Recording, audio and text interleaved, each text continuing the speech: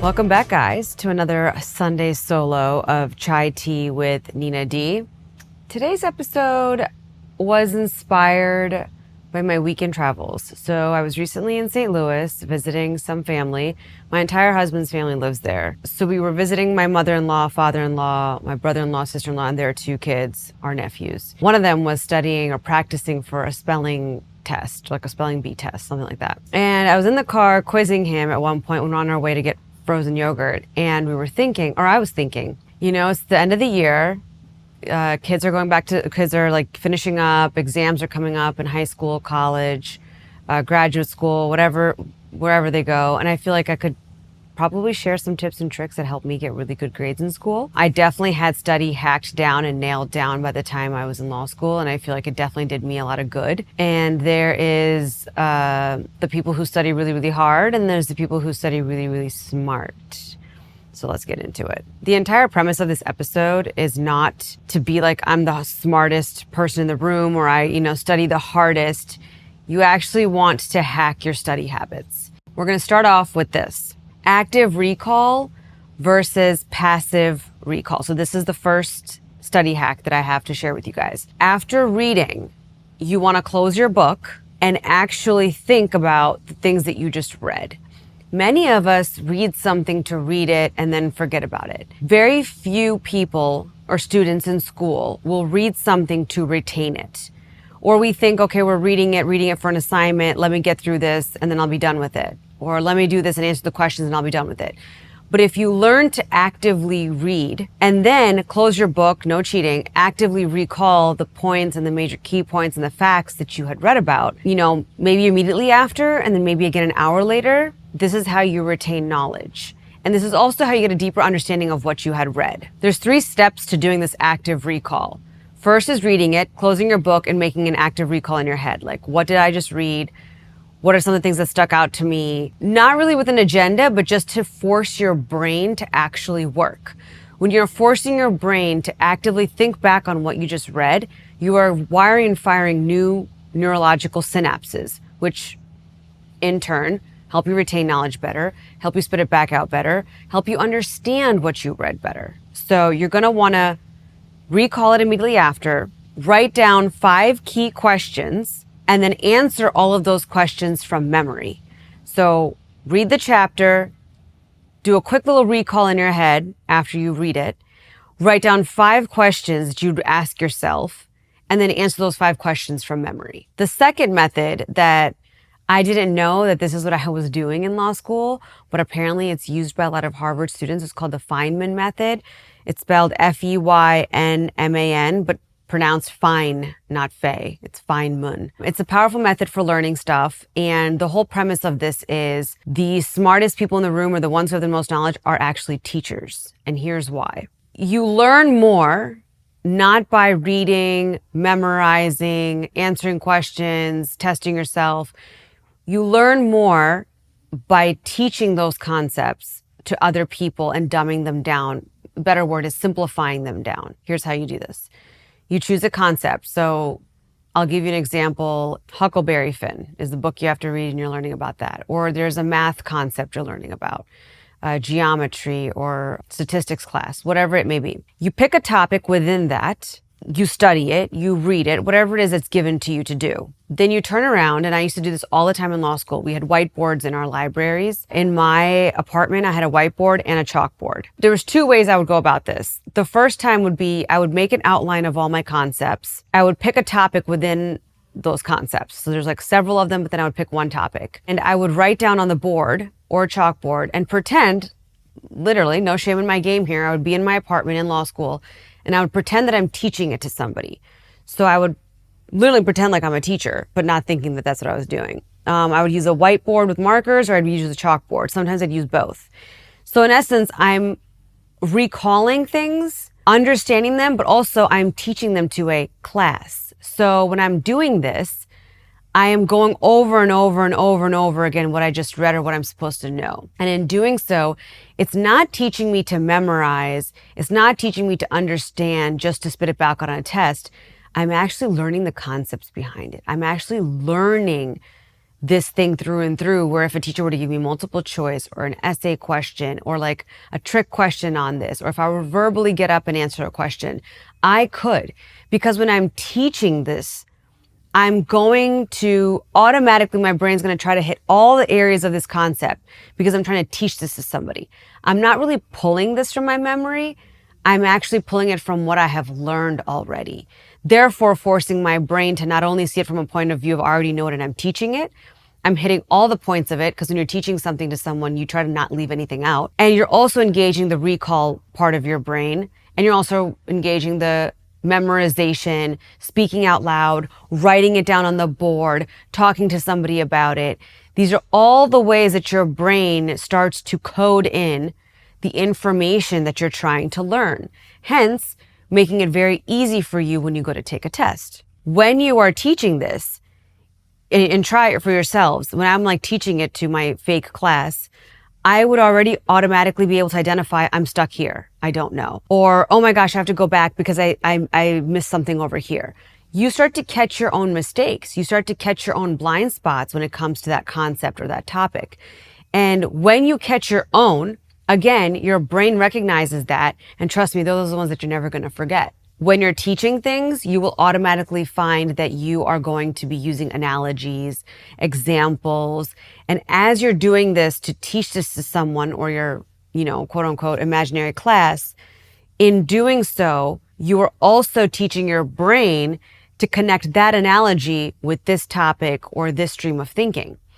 So, for example, if I'm learning about, statistics or geometry, so to speak, I'm going to remember using an analogy there, and I'm not going to forget that concept or that strategy within that math problem, so to speak. All you want to do is review this and repeat this throughout your entire outline, your entire topics, or whatever subject matter that you're working on or whatever test that you're studying for.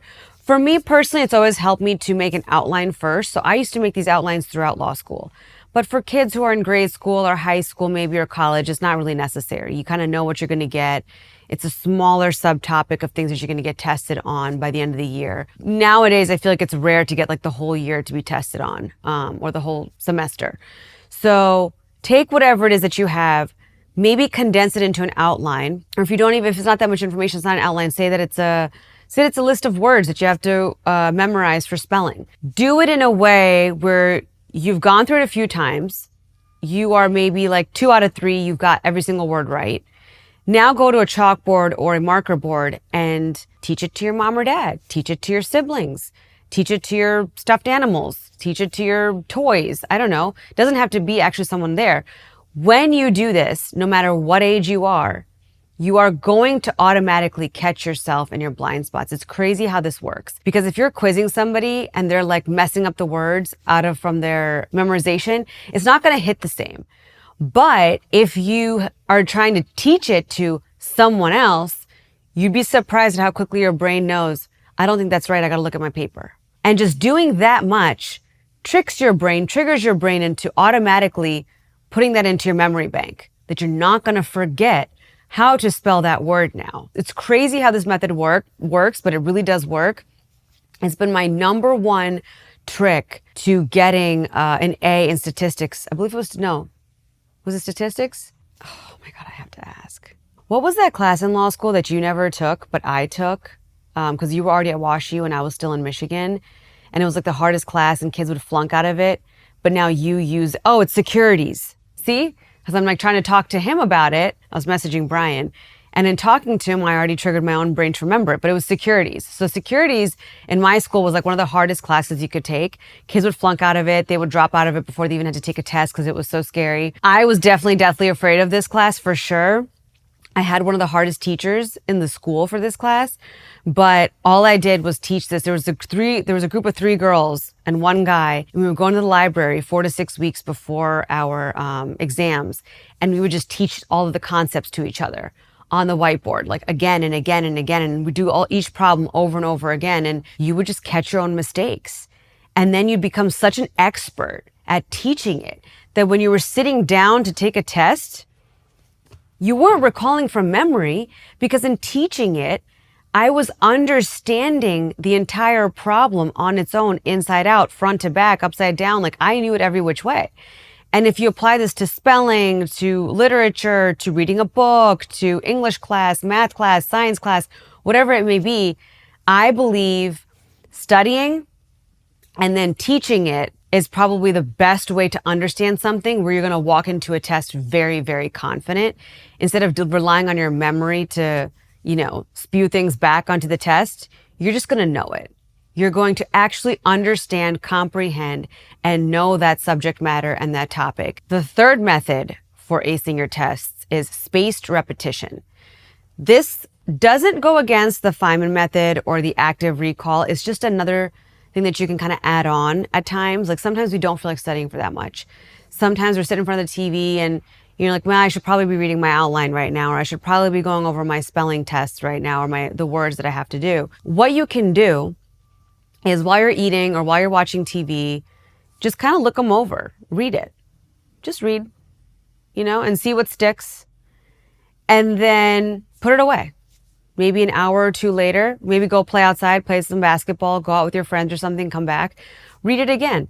After you read it the second time, try to recall things from memory. You'll see that you find that space that you give between reading it the first time, reading it the second time, and then giving a recall on it, recalling it from memory at this point. That space and time actually kind of gives your brain a little bit of time to soak it in. There's something about attacking something and then stepping away from it for a while and coming back to it, where you are almost at a point where I know this better than I thought I did. Sometimes when we're reading something or memorizing something, listen, there are topics and there are subjects where you just got to memorize things and spit them back out. We're not all trying to understand everything here. That's just the reality, okay?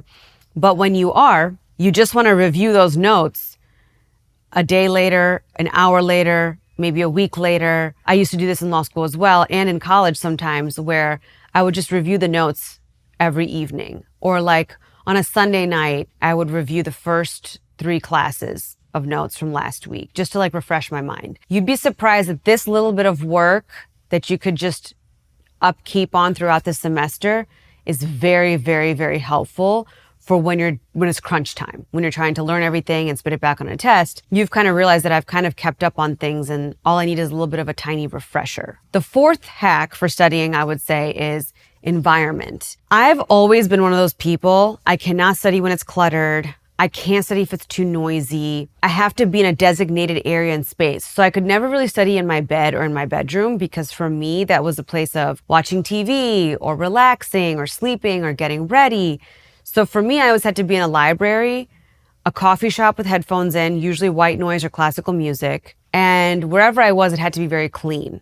And I kind of had to have my own little space. So if I was in a library, I liked my own cubbyhole, or I liked a study room to myself, unless I was with friends doing the study method of where I'm teaching to them and they're teaching to me. But normally it would be a library in my own little cubbyhole, or it would be in a coffee shop. Now in a library, I would usually go to the bottom basement floor, or I'd go to the top floor. Both floors would have the least amount of people on them. So it's kind of like I was in my own little bubble and I wasn't distracted to go get lunch or to go get a snack or to go for a walk. Those are my crunch time moments where maybe I'm trying to soak in a lot of information in a small amount of time. So I'm doing active recalling, then I'm stepping away for a little bit. Then I'm going to go sit there and try to teach it to somebody. Then I'll go back to my notes and say the things that I didn't get, the blind spots that I maybe found during the Feynman method. Those are the moments I kind of stuck to myself and made sure my environment was supporting my studying. Breathwork and meditation. I have been doing breathwork and meditation since senior year in college. Easy. It was my way of calming down. It's my way of getting into the zone before or after. A lot of the times, I think you guys see students, especially because we're young and we're inexperienced and we don't really know how to handle life yet, that will work something up more than it is in our heads. So you have a test to do and then you'll go out and party because that's just what we do at that time and age, or you'll go out and play with friends, or you'll watch TV, or you'll play video games instead of studying. And so then when studying time comes, you kind of freeze, or you don't want to do it. You show up with the negative energy. So I kind of want to hone in on this for our little youngsters right now, that I wish I knew that how I showed up to do something, that I should have cared about the energy that I was showing up with. You know, when you like got something down and you have all the study things memorized and you're like excited for your parents to quiz you, or you're excited for your friends to quiz you, or you're excited to take the test because you know it so well and you just want to get it over with. That's the kind of feelings that you want to show up with. I think breathwork and meditation really help you get centered. And instead of fearing the future or dreading what you're about to do is sit down here and study, you can actually become present and look at it as something that I have to get through this to get to that. So instead of having an avoidant nature or personality or emotion around the studying portion, you want to do breath work and or meditation to help you just accept it and just be present with it now. You're not rushing into it, you're not avoiding it, and you're not dreading it anymore. Something else that helps are Tony Robbins videos. I used to listen to these all the time during exam week. They would just pump me up, amp me up completely. Before and after studying sessions, I would listen to like a little bit of a snippet on YouTube, like a 10, 20-minute motivational one. You can type in like motivational for taking exams or inspirational from Tony Robbins and just kind of like pep yourself up and then go take your test. Fastest hacks, I think, in my opinion, that I would feel like confident in like, okay, I'm going to study and I'm going to be fine. I'm going to study, I'm going to retain the knowledge, and I'm going to know the concepts, and then I'm going to go out with my friends. Like the videos were definitely a quick burst of energy and clarity that I would get. The sixth hack that I have for you guys is exercise. I cannot stress this enough. Pulling all-nighters and just, waking up, partying, and then going to study in the library and sitting down again and not moving your body intentionally, in the long term can be harmful. In the short term, I'll tell you this, our brain has neurological synapses in it. We wire and fire different circuits, but that's all dependent on how we feel and the actions we take and how uncomfortable we're willing to get. So if you have a routine of getting up in the morning, doing whatever it is, working out, then going to class or then studying, don't ignore your routine during exam week. Stick to it. Set yourself up to win in all areas of your life, and then you're going to feel like a winner even on exam week. You don't want to walk into exam week feeling like I've been partying, I'm exhausted, I'm hungover, I haven't worked out. You want to set yourself up to win. Here's a trick. When you feel like you have your life together, your life is going to come together. When you feel like you got your workout in, you're eating healthy, you're doing well, you even had some friend time in, you even went out for like a drink maybe, or went out with your friends for ice cream or whatever it is, for those of us that are in grade school, and hung out with your friends, and now you're spending the rest of the time studying, and now you're gonna have ACEs test in the morning. That's called balance. That's called telling your mind, body, and brain that I am safe, everything is good, and I'm going to ace this test as well. You see what I'm saying? Now your brain is primed that nothing is out of the ordinary. There's no need to be fearful. You're not unsafe. Everything is good. And also when you're moving your body and doing exercise, you're wiring and firing different new synapses in your brain than the ones you would be when you're studying or cramming for something. And you want your brain to be an all-rounded circuit, computer circuit, if that's even the right word, but you want to look at your brain as a computer. And to keep it sharp, you have to have it firing and wiring in all directions, not at the same time, but at separate times. So you want to make sure that you are still socializing, you are still having family time, you are still taking care of yourself, you're still exercising, you're still getting your little bit of TV time in, and the bulk of your time though now is shifted to studying. But you have to keep all areas of your life moving forward in order to feel successful and good about yourself when you're studying too. Don't let your life fall apart because of this. And all this takes is a little bit of time organization, preparation, and a little bit of discipline, a little bit of foresight. Like, hey, I have exams coming up in 2 weeks. Let me get back into my groove, or let me stay on track. Let me do the active recall while I'm watching TV. Let me teach somebody a concept that I know I'm a little bit fuzzy on. Like, let me teach it to a friend.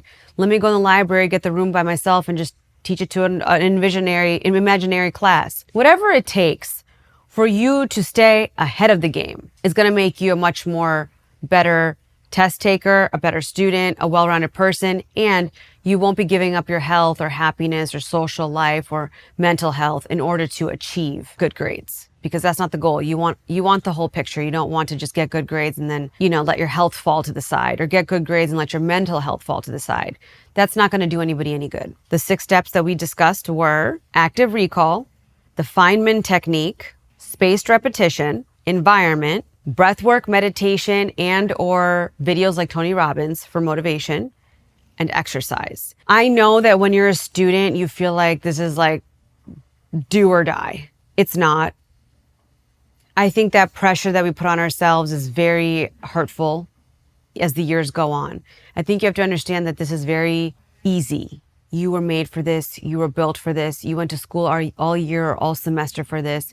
You know your stuff. Believe in yourself. Be organized. Plan accordingly. Don't leave things for the last minute. Do a little bit of studying throughout the semester. Like at least once a day, just go over your notes. Once a week, go over your notes, especially the classes that are a little bit tougher for you to grasp. Maybe just start there. Create outlines for yourself. Have friends around that you can do study groups with and you can teach those concepts to, which is the Feynman technique. But that's my favorite way of studying, by the way. Do spaced out repetitions. You look at something, you read something, and then you step away for a while and go have fun and then come back to it later on. Do whatever it takes. Whichever method seems to work for you, play around with them. For me, it was a mix of all of these. But most importantly, remember that nothing changes if nothing changes, right? Life is what you make of it. At the end of the day, you guys have to take action, create new habits, and stick to them. The biggest thing is you stick to the habits that you choose to make for yourself to see lasting change. And at the end of the day, it is a test. You know more than you think you know. You have to trust yourself, believe yourself, and do whatever it takes to make yourself feel confident. Even if you don't feel confident, you can trick your brain and body into feeling confident. And all that takes is a little bit of preparation on your side. Hope you guys enjoyed this show and good luck on all your exams this year. And I can't wait till you guys are all on summer break and have tons of fun and just enjoy. Just enjoy life. Do the work now so that all summer long you guys can just have fun. See you next time.